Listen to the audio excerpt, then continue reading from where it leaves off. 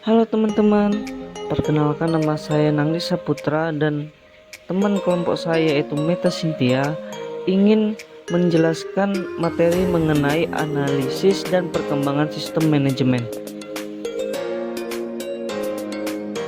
Definisi sistem manajemen.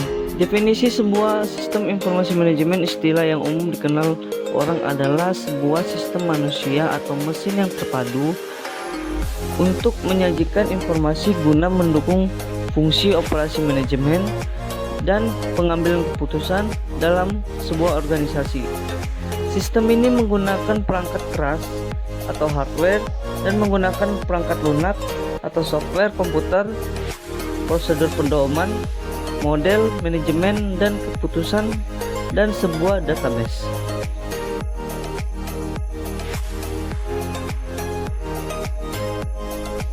Sistem Informasi Manajemen. Menurut O'Brien dan Marakat tahun 2009, tujuan dari sistem informasi manajemen adalah 1. Menyediakan informasi yang dipergunakan di dalam perhitungan harga pokok jasa, produk, dan tujuan lain yang diinginkan manajemen. Yang kedua, menyediakan informasi yang dipergunakan dalam perencanaan, pengendalian, pengevaluasian, dan perbaikan berkelanjut. Yang ketiga, menyediakan informasi untuk pengambilan keputusan. Dari ketiga tujuan tersebut menunjukkan bahwa user perlu memiliki akses ke informasi akuntansi manajemen dan mengetahui bagaimana cara penggunaannya. Informasi akuntansi manajemen dapat membantu mereka mengidentifikasi suatu masalah, menyelesaikan masalah, dan mengevaluasi kinerja. Informasi akuntansi dibutuhkan dan dipergunakan dalam semua tahap manajemen, termasuk perencanaan, pengendalian, dan pengambilan keputusan. Perkembangan sistem informasi manajemen.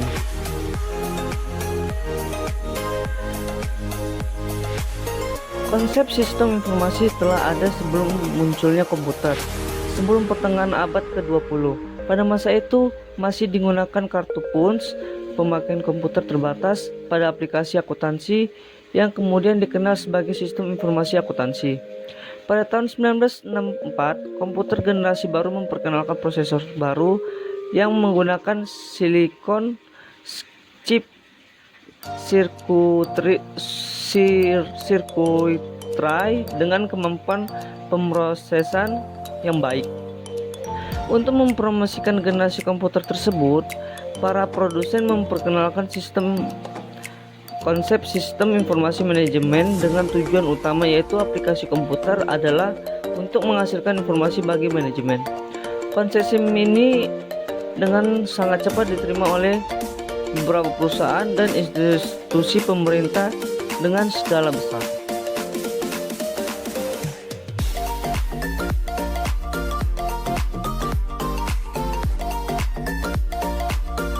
Tahap-tahap pengembangan sistem. Yang pertama, tahap perencanaan. Tahap perencanaan merupakan ide pertama yang melatar belakangi pelaksanaan pengembangan sistem. Yang kedua, tahap analisis. Tujuan dari tahap ini yaitu untuk mengetahui posisi atau peranan teknologi informasi yang paling sesuai dan relevan di organisasi dan mempelajari fungsi-fungsi manajemen dan aspek-aspek bisnis terkait yang akan berpengaruh terhadap proses desain, konstruksi, dan implementasi. Yang ketiga, tahap perancangan atau desain. Pada tahap ini, tim teknologi informasi bekerja sama dengan tim bisnis atau manajemen melakukan perancangan komponen-komponen sistem terkait. Selama tahap analisis, sistem analisis terus bekerja sama dengan manajer dan komite pengarah sistem informasi manajemen dalam titik-titik yang penting mencakup mengorganisasikan tim proyek, mendefinisikan kebutuhan informasi, mendefinisikan kriteria kinerja SIM, menyiapkan usulan rancangan sistem, menyetujui atau menolak rancangan proyek pengembangan sistem. Yang keempat, tahap pembangunan fisik atau konstruksi. Pada tahap ini, biasanya paling banyak melibatkan sumber daya terbesar, terutama dalam hal penggunaan SDM, biaya, dan waktu. hal ini akan berdampak terhadap keberhasilan proyek sistem informasi yang diselesaikan secara tepat waktu. Akhir dari tahap konstruksi biasanya berupa uji coba atau sistem informasi yang baru dikembangkan. Yang kelima, tahap implementasi. Tahap implementasi merupakan tahap yang paling kritis karena untuk pertama kalinya sistem informasi akan dipergunakan di dalam organisasi. Yang keenam, tahap pasca implementasi. Di tahap pasca implementasi, yaitu bagaimana pemeliharaan sistem akan dikelola.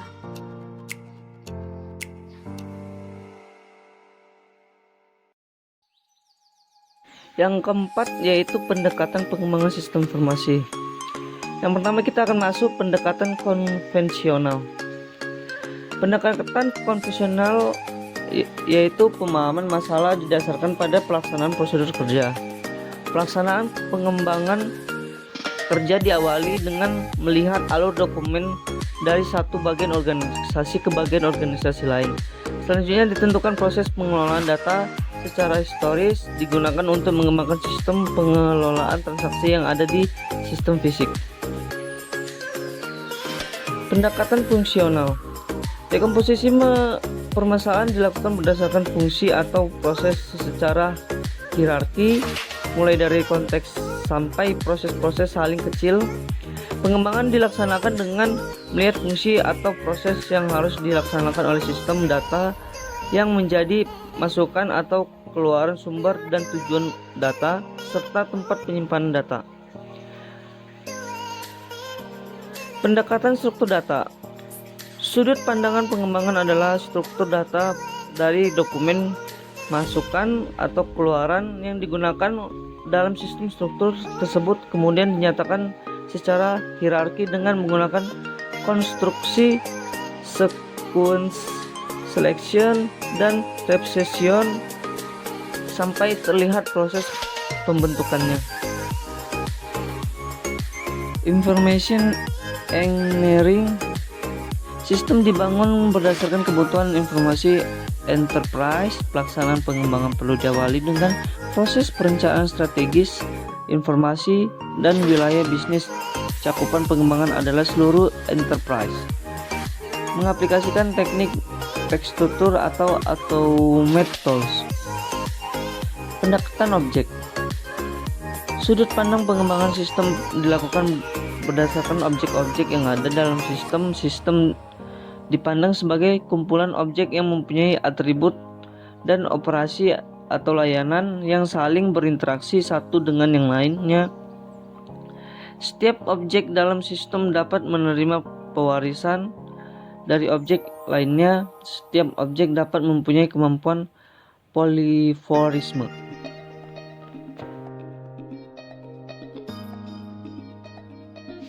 Faktor-faktor yang dijadikan ukuran keberhasilan penerapan suatu sistem menurut Loudon yaitu: 1. Sistem tersebut tingkat penggunaannya relatif tinggi, diukur melalui polling terhadap pengguna, pemanfaatan kuesioner, atau monitor parameter seperti volume transaksi online.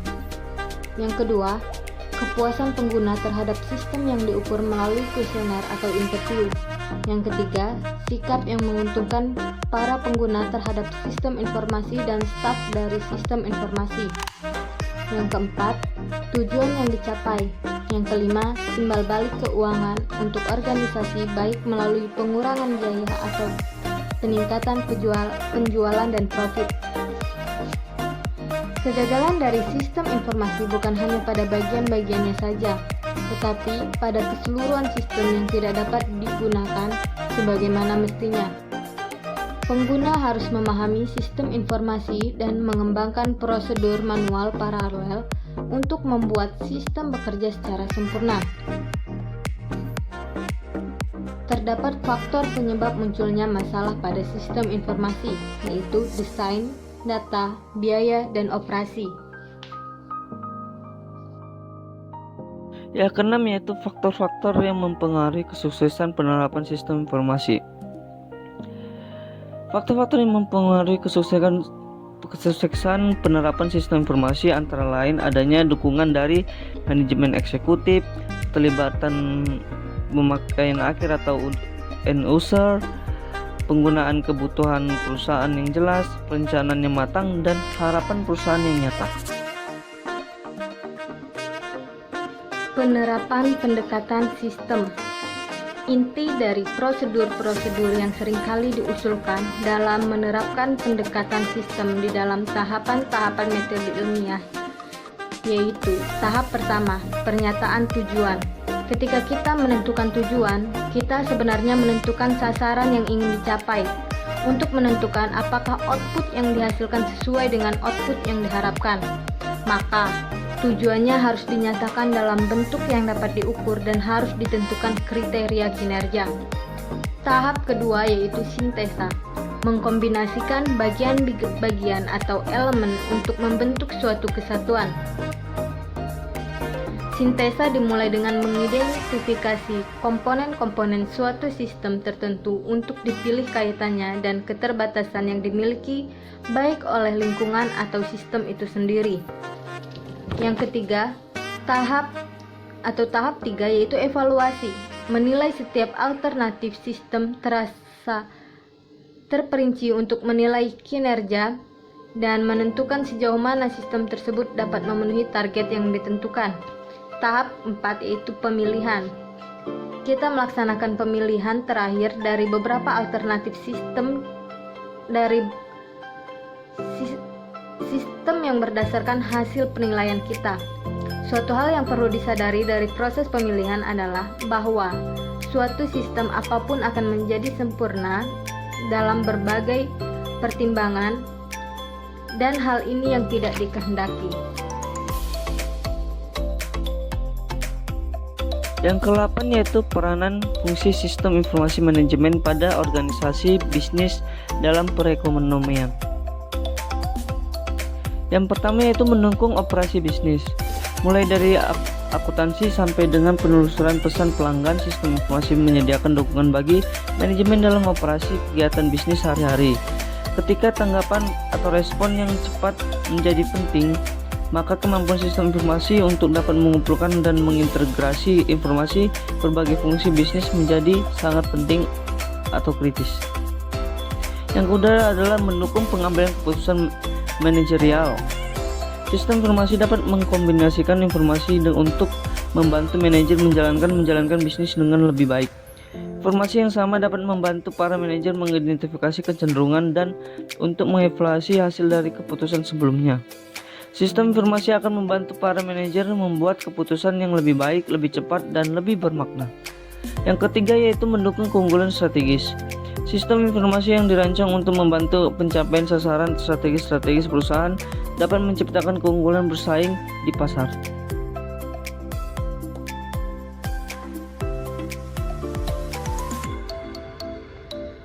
Cara mengembangkan sistem informasi. Yang pertama, insourcing merupakan pekerjaan yang dilakukan dengan memanfaatkan spesialis yang ada dalam perusahaan tersebut. Contohnya adalah usaha pengembangan ICT dalam perusahaan dengan membentuk divisi khusus yang berkompeten di bidangnya seperti Departemen Electronic Data Processing atau EDP. Yang kedua, prototyping merupakan suatu pendekatan yang membuat suatu model memperlihatkan fitur-fitur suatu produk, layanan, atau sistem usulan. Yang ketiga, pemakaian paket perangkat lunak. Pada praktiknya, sebuah paket perangkat lunak seringkali belum sesuai dengan semua kebutuhan perusahaan. Namun, ada kalanya kemampuan yang ditawarkan sebuah paket perangkat lunak jauh melebihi dari kebutuhan.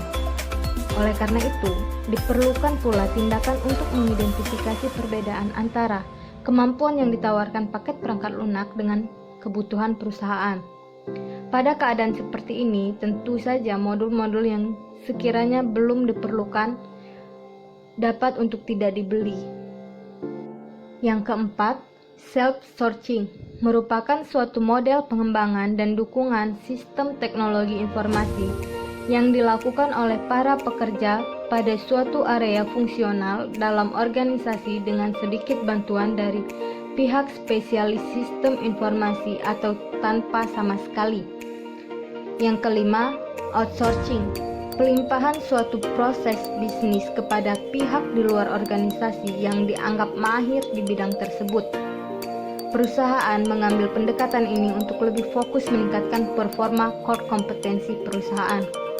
Misalnya, perusahaan konsultan keuangan dengan 100 karyawan yang menyerahkan urusan terkait IT, termasuk penyewaan, pemeliharaan komputer, pembuatan program, dan sebagainya, kepada suatu perusahaan outsource IT, sedangkan pekerjaan penunjangan diserahkan kepada pihak lain. 10 yaitu pemecahan masalah pada sistem informasi manajemen. Pemecahan masalah merupakan suatu aktivitas untuk menyelesaikan masalah, sedangkan masalah adalah suatu kondisi yang merugikan atau memiliki potensi merugikan bagi sebuah perusahaan atau yang menguntungkan atau memiliki potensi untuk menghasilkan keuntungan. Adapun tahap pemecahan masalah meliputi aktivitas intelijen, aktivitas perancangan, aktivitas pemilihan, dan aktivitas peninjauan. Aktivitas pemecahan masalah sangat erat kaitannya dengan pengambilan keputusan. Pengambilan keputusan adalah suatu kegiatan untuk menyelesaikan masalah yang dipilih untuk mencapai suatu tujuan tertentu. Solusi dalam usaha pemecahan masalah. Pentingnya pemecahan masalah bukan didasarkan pada jumlah waktu yang dihabiskan, tetapi pada konsekuensinya. Salah satu kunci pemecahan masalah adalah mengidentifikasikan berbagai alternatif keputusan. Sebagai contoh, bagaimana berbagai solusi diidentifikasi. Anggaplah permasalahannya adalah komputer yang tidak dapat menangani volume aktivitas perusahaan yang semakin meningkat. Maka solusi alternatifnya yaitu menambah lebih banyak peralatan pada komputer yang ada untuk meningkatkan kapasitas kecepatannya, mengganti komputer yang ada dengan komputer yang lebih besar, atau mengganti komputer yang ada dengan jaringan komputer lokal dari komputer-komputer yang lebih kecil, dan mengevaluasi berbagai alternatif solusi. Sekian video presentasi kami mengenai analisis dan pengembangan sistem informasi manajemen. Mohon maaf jika ada salah-salah kata dari kami. Semoga bermanfaat dan sampai jumpa lagi. See you.